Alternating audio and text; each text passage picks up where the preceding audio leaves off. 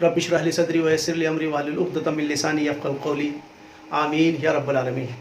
मुअज़्ज़िज़ नाज़रीन, अस्सलामु अलैकुम व रहमतुल्लाहि व बरकातुहू। आज मैं आपके सामने हाज़िर हुआ हूँ निकाह के हवाले से कुछ बात करने के लिए। शादी ब्याह और निकाह की जो रस्में हमारे यहाँ होती हैं उसके मुताल्लिक़ हमारी दीनी तालीमात क्या हैं, उसी पे कुछ मुख्तसर बात करूँगा।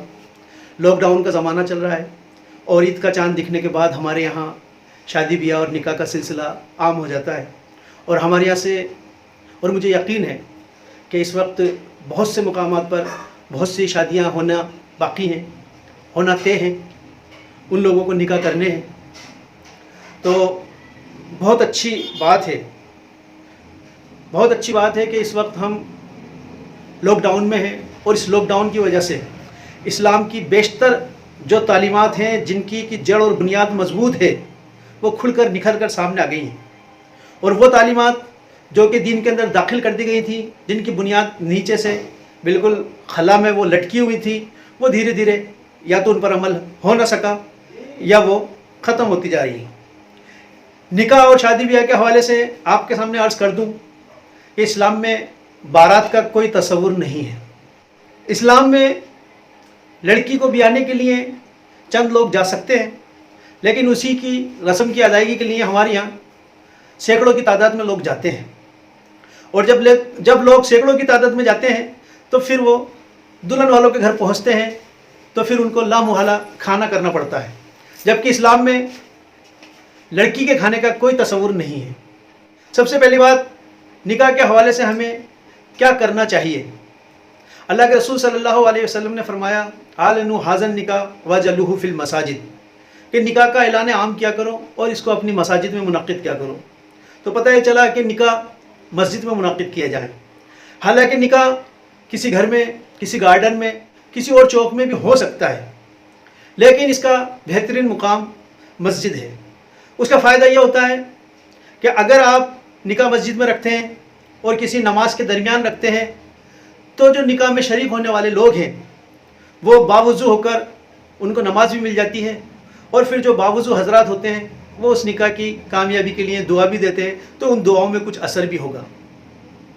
अब हमारा तसव्वुर यह है कि हम निकाह किसी गार्डन में रखते हैं, वहाँ पर सिगरेट के चुस्के चलते होते हैं, गीबत चलती होती है, फिर एक कोने से आवाज़ आती है कि दुआ कर लीजिए, दुआ हो जाती है और निकाह हो जाता है।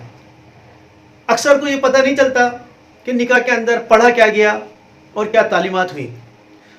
अक्सर ये देखने में आता है कि ला मुहल्ला उस खुतबाए निकाह का हमारे यहाँ तर्जुमा या उस पर कुछ बात भी नहीं होती है, जबकि अल्लाह के रसूल सल्लल्लाहु अलैहि वसल्लम ने खुतबाए निकाह के मौके पर कुरान हकीम के 3 मुकामात से 4 आयतें तिलावत फरमाई हैं। और गौर करने से पता होता है कि इन 4 आयतों में 5 मरतबा तक़वे का जिक्र है। यानी कि आदम का एक बेटा हव्वा की एक बेटी के साथ जब रिश्ता अज़वाज में बनने जा रहा है तो अल्लाह तबारक ताला की तरफ से तालीम ये दी जा रही है कि तक़वा इख्तियार करो, एक नई ज़िंदगी की शुरुआत तक़वा इख्तियार करके की जाए। देखिए, हमारे दीन में तक़वे का बहुत बड़ा मकाम है। हमसे रोज़े रखवाए गए तो कहा गया, या अय्युहल्लज़ीना आमनू कुतिबा अलैकुमुस्सियामु कमा कुतिबा अलल्लज़ीना मिन क़ब्लिकुम लअल्लकुम तत्तक़ून। ए ईमान वालों, तुम पर रोज़े फ़र्ज़ किए ताकि तुम मुत्तक़ी बन जाओ, परहेज़गार बन जाओ। इसी तरह नमाज हमसे पढ़ाई जा रही है तो कहा गया कि नमाज तुम्हें बेहयाई से बचाती है, बुराई से बचाती है। अगर हमसे कहा गया हज की तो ये कहा गया कि ज़ात राह पे तौर पर तक़वे को साथ ले लेना। हर मामलात में, यहाँ तक कि निकाह के वक्त पर भी तक़वे की बात आ रही है। लेकिन आम तौर पर जितनी बातें होती हैं शादी के अंदर, निकाह के अंदर, जो गैर इस्लामी हैं, वो अक्सर बातें हमारे यहाँ जगह पकड़ गई हैं। और कहा जाता है कि इन रस्मों को ख़वातीन ने ज़िंदा किया हुआ है। और मैं ये देख रहा हूँ कि ख़वातीन जो फ़ैसला कर लेती हैं वो उसको करके मानती हैं। अभी दौर हाजिर के अंदर ख़वातीन ने बहुत पॉजिटिव कदम उठाए और पूरा साथ दिया। और मैं अपील करूँगा हमारी ख़वातीन से कि आप फ़ैसला करें, आप घर की ज़िम्मेदार बने। आप अपने आप पर क्यों इल्ज़ाम लेती हैं कि इन रस्मों को ख़वातीन ने ज़िंदा किया हुआ है? मर्द बेचारे मजबूर हो जाते हैं ख़वातीन के हाथों। तो यकीनन आप फ़ैसला कीजिए कि हमें शादी ब्याह निकाह सादगी से करने हैं। और लॉकडाउन का ज़माना है, आप अपने निकाह को, अपनी शादियों को आगे हरगिज़ ना बढ़ाएं। आप शादियाँ कीजिए, आपकी जो तयशुदा वक्त हैं, जो मुकर्रर वक्त हैं, उन्हीं में शादी कीजिए और एक मिसाल कायम कीजिए। सादगी से शादी कीजिए। देखिए, गरीब आदमी अगर सादगी से शादी करता है तो उसका तो उड़ता है मज़ा, लेकिन आप जैसे साहिब हैसियत लोग जब ये कदम उठाएंगे, सादगी से निकाह करेंगे, तो ये बनेगी मिसाल। आप कर सकते थे लेकिन आपने नहीं किया। और ऐसे नौजवान खड़े हों जो फैसला करें कि हम जहेज नहीं लेंगे। जहेज की वजह से आज हमारी उम्मत की काफ़ी बेटियां घरों में बैठी हुई हैं कि उसके पास इतना भी नहीं है कि वह बाप जो है अपनी बेटी को दे सके, या बहन अपनी, या भाई अपनी बहन को दे सके। तो एक जिम्मेदारी है जो अदा हो रही होती है। दूसरा, हमारे यहाँ यह भी रस्म है कि लड़की वालों के घर पे जाके खाना खाना। इसके लिए भी आप फैसला करें, आप खुद सोचें। अल्लाह के रसूल सल्लल्लाहु अलैहि वसल्लम ने 9 या 11 शादी की है। कहीं से सबूत मिलता है कि लड़की की तरफ से खाना दिया? आप सल्लल्लाहु अलैहि वसल्लम ने अपनी 4 बेटियों को ब्याया है, 4 बेटियों को ब्याया है, बल्कि एक बेटी को तो 2 बार ब्याया है। कहीं से सबूत मिलता है हमें कि लड़की का खाना हुआ? हाँ, वलीमे के जरूर सबूत मिलता है, बल्कि आप सल्लल्लाहु अलैहि वसल्लम ने ताकीद की वलीमा जरूर करो, चाहे एक बकरी का क्यों ना हो, यानी चाहे बुनियादी लोगों को ही क्यों ना बुलाया जाए, लेकिन वलीमा जरूर किया जाए। हमारे यहाँ शादी ब्याह के हवाले से लड़की के खाने का कोई तस्वुर नहीं है। इसको हमने अपने आप पर ओढ़ रखा है।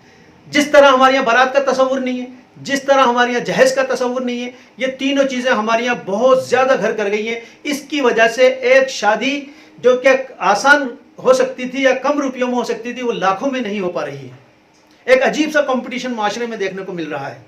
अब तो छोटी छोटी बातों पर भी खाने होने लगे हैं। हम ये नहीं कहते कि वो खाना हराम है, खाना गलत है, लेकिन कम से कम उसको निकाह के लिए लाजमी तो करार आप ना दें।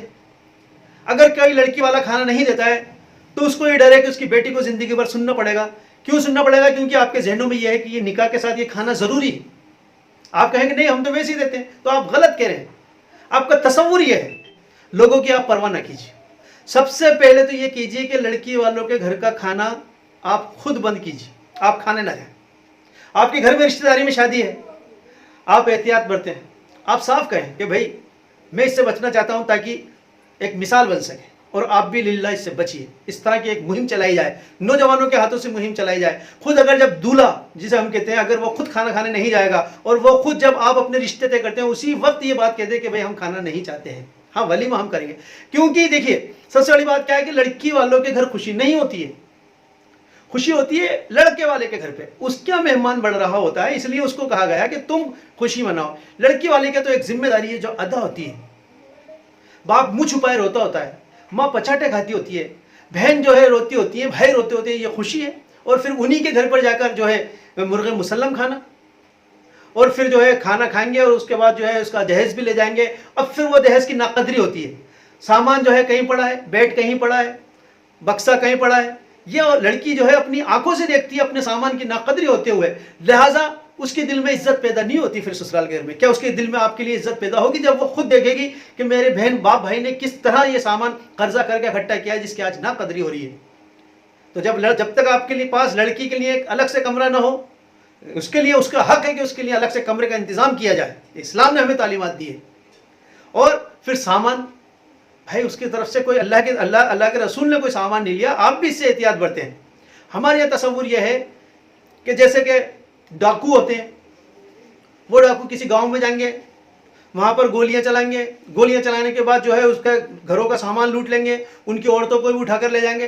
ठीक यही तस्वुर कमोबेश हमारी निकाह और शादी ब्याह के अंदर देखने को मिलता है कि पहले बारात जाएगी 200-500 आदमियों के साथ, और फिर वहाँ उसके घर पे जाके ज़बरदस्त आतिशबाजी होगी, और आतिशबाजी के बाद फिर जो उन्होंने खाना किया होगा उस पर टूट पड़ेंगे। अगर कोई बफर सिस्टम है और जो है नॉन वेज का खाना है, तो फिर पता चलता है कि हमारे कैसे अखलाक है और क्या हमारी नादीदापन वहाँ साफ देखने में आता है। लोग टूट पड़ते हैं उसके ऊपर, और फिर उसका सामान भी ले जाएंगे, उनकी बच्ची को भी ले जाएंगे, और फिर वो बच्ची जो है खुद अपनी आंखों से नाकदरी होती हुई देखती है।